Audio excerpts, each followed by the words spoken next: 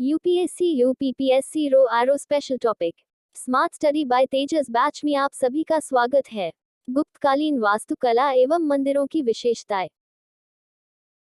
इस पोस्ट में हम प्राचीन भारत का इतिहास के एक टॉपिक गुप्तकालीन वास्तुकला एवं मंदिरों की विशेषताएं से संबंधित क्लासरूम नोट्स उपलब्ध करवा रहे हैं, जिसमें आपको गुप्तकालीन वास्तुकला, गुप्तकालीन मंदिरों की विशेषताएं, गुप्तकालीन प्रमुख मंदिर इत्यादि के बारे में विस्तार से पढ़ने के लिए मिलेगा। इस टॉपिक के नोट्स को पढ़ने के पश्चात आपको इसके लिए अन्य कहीं से पढ़ने की आवश्यकता नहीं होगी। यह नोट्स ऑफलाइन क्लासरूम से तैयार किए गए हैं, ताकि आप अगर सेल्फ स्टडी कर रहे हैं तो इन नोट्स के माध्यम से आप बिल्कुल फ्री घर बैठे तैयारी कर सकें। Smart study by Tejas batch में आप सभी का स्वागत है। गुप्तकालीन वास्तुकला एवं मंदिरों की विशेषताएं। गुप्तकालीन वास्तुकला, मंदिर निर्माण कला। भारत में सर्वप्रथम गुप्तकाल में मंदिर निर्माण कला का जन्म हुआ। पहली बार शिखर युक्त मंदिर बनाए गए व सभा मंडपों का प्रयोग किया गया। गुप्तों के समय कला के 3 प्रमुख केंद्र थे: मथुरा, पाटलिपुत्र एवं सारनाथ। गुप्तकालीन मंदिरों की विशेषताएं। गुप्तकाल की वास्तुकला में मंदिर सर्वोत्कृष्ट उदाहरण है। ईंट व पत्थर से निर्माण होता था। मंदिर निर्माण ऊंचे व सपाट चबूतरे पर होता था। चढ़ने के लिए सीढ़ियां थीं। गर्भगृह के द्वारपाल के रूप में मकरवाहिनी, गंगा व कूर्मवाहिनी, यमुना आकृति अंकित होती थी। प्रारंभ में मंदिर की छत चपटी थी व बाद में शिखर भी बनाए जाने लगे। मंदिर के अंदर वर्गाकार कक्ष होता था, जिसमें प्रतिमा रखते थे। इसे ही गर्भगृह कहा जाता था। कालिदास ने गुप्तकालीन मंदिरों पर शंख व पद्म के अंकन का उल्लेख किया।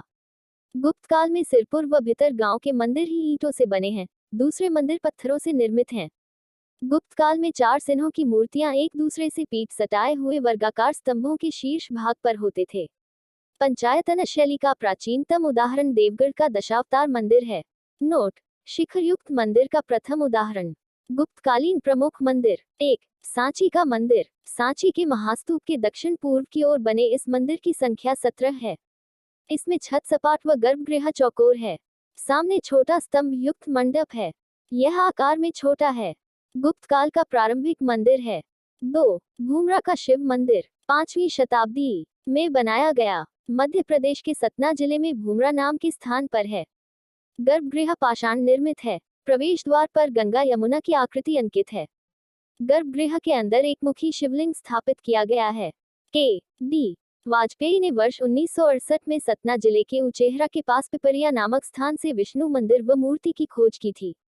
इसके अलावा गुप्तकालीन मंदिरों के अवशेष सतना में खोह, नागौद, जबलपुर में मणि स्थानों से प्राप्त हुए हैं।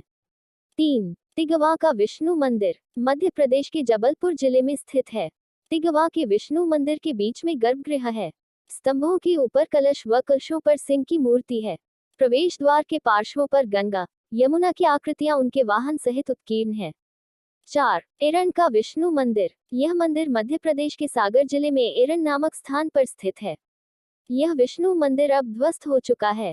केवल गर्भगृह का द्वार व सामने 2 स्तंभ खड़े हुए अवशेष बने हैं। 5. नचना कुठार का पार्वती मंदिर। मध्य प्रदेश के पन्ना जिले में अजयगढ़ के समीप प्राप्त हुआ है। यह मंदिर 5वीं शताब्दी में बनाया गया है। यहाँ चारों ओर परिक्रमा पथ बनाया गया है। 6. देवगढ़ का दशावतार मंदिर। यह मंदिर उत्तर प्रदेश के ललितपुर, प्राचीन झांसी जिले में देवगढ़ नामक स्थान से प्राप्त हुआ है। यह मंदिर पंचायतन शैली में निर्मित है। इसमें गर्भगृह के ऊपर 12 मीटर ऊंचे शिखर का निर्माण किया गया है। यह गुप्तकाल का प्रथम शिखर वाला मंदिर है, जो वास्तुकला का उत्कृष्ट नमूना माना जाता है। देवगढ़ के दशावतार मंदिर में वास्तुकला का विकसित रूप पाया जाता है। इसमें 4 सभा मंडपों का निर्माण किया गया है। इसमें भगवान विष्णु को शेषशय्या पर विराजमान व नाभि से कमल निकलता हुआ तथा माता लक्ष्मी को पैर दबाते हुए दिखाया गया है। 7. भितर गांव का मंदिर। यह उत्तर प्रदेश के कानपुर जिले में स्थित है। ईंटों से निर्मित प्रथम हिंदू मंदिर है। इस मंदिर का निर्माण ईंटों से किया गया है। इस मंदिर की हजारों उत्खनित ईंटें लखनऊ संग्रहालय में सुरक्षित हैं। यह वर्गाकार चबूतरे पर बना व गर्भगृह भी वर्गाकार है। गर्भगृह के सामने मंडप है। यह मंदिर भी शिखर युक्त है। भारत में पहली बार इसके शिखर में मेहराबों का प्रयोग हुआ। बाहरी दीवारों में बने ताकों में गणेश, आदिवराह, नंदी, दुर्गा आदि की मृन्मूर्तियां रखी गई हैं।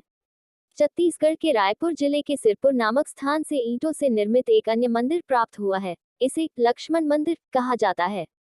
राजस्थान के कोटा से मुकुंद दर्रा, कोटा का दर्रा से मंदिर प्राप्त हुआ जो प्रारंभिक गुप्त मंदिर है। शिव मंदिर, खोह, नागौद, मध्य प्रदेश। मंदिरों की मुहर। गया, बिहार के विष्णुपाद मंदिर की मुहर में विष्णुपाद स्वामी नारायण शब्द खुदे थे। वैशाली के सूर्य मंदिर की मुहर पर भगवतो आदित्यस्य शब्द खुदे थे। स्तूप तथा गुहा स्थापत्य कला। गुप्तकालीन 2 बौद्ध स्तूप राजगृह स्थित जरासंध की बैठक सारनाथ का धमेक स्तूप का निर्माण इसी काल में हुआ। नरसिंह गुप्त बालादित्य ने नालंदा में बाघोरा नदी के किनारे बुद्ध का भव्य मंदिर बनवाया था। अजंता की गुफाएं। यह महाराष्ट्र के औरंगाबाद जिले में सह्याद्री पहाड़ियों को काटकर बनाई गई। यहाँ कुल 29 गुफाएं हैं। गुप्तकालीन गुफा संख्या 16 व 17 हैं। खोज 1819 में मद्रास रेजिमेंट के एक सैनिक विलियम एरिक्सन के द्वारा की गई। इन गुफाओं का निर्माण वाकाटक नरेश पृथ्वीसेन II के सामंत वराहदेव व्याघ्रदेव द्वारा करवाया गया था। इन गुफाओं का आकार घोड़े के पैर की नाल के आकार का है।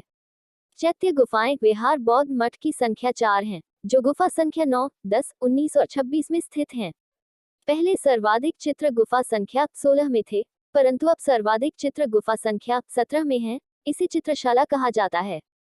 कई इतिहासकारों के अनुसार गुफा संख्या 16, 17 व 19 गुप्तकालीन मानी गई है, लेकिन प्रामाणिक पुस्तकों में केवल गुफा संख्या 16 व 17 का उल्लेख है।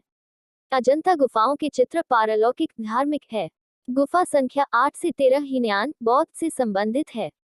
इन समस्त गुफाओं में गुफा संख्या 13 सबसे प्राचीन गुफा है। अजंता की गुफा बौद्ध धर्म के महायान शाखा से संबंधित है।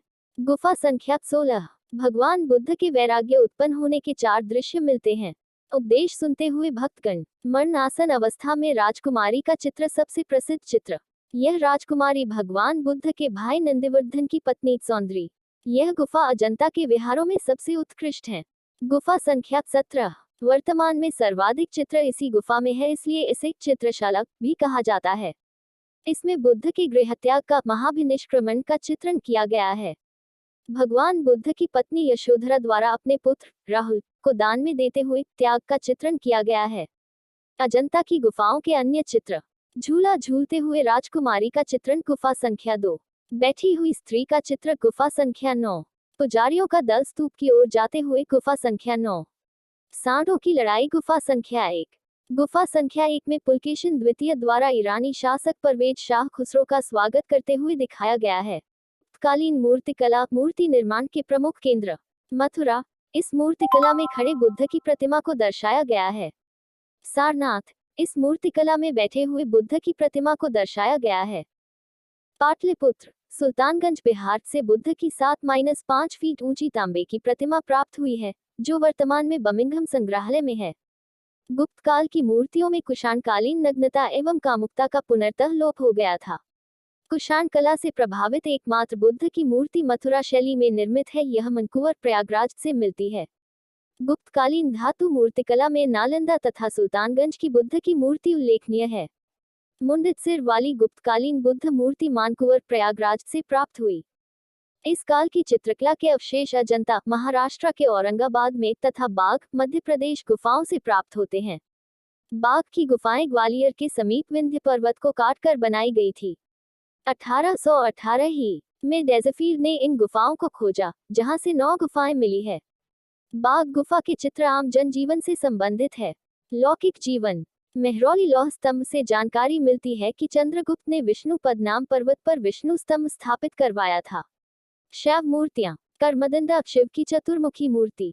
खोह एकमुखी शिवलिंग। गुप्तकालीन शिव के अर्धनारीश्वर रूप की 2 मूर्तियां मथुरा संग्रहालय में सुरक्षित है।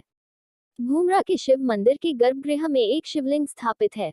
विदिशा से शिव के हरिहर स्वरूप की प्रतिमा जो इस समय दिल्ली संग्रहालय में है।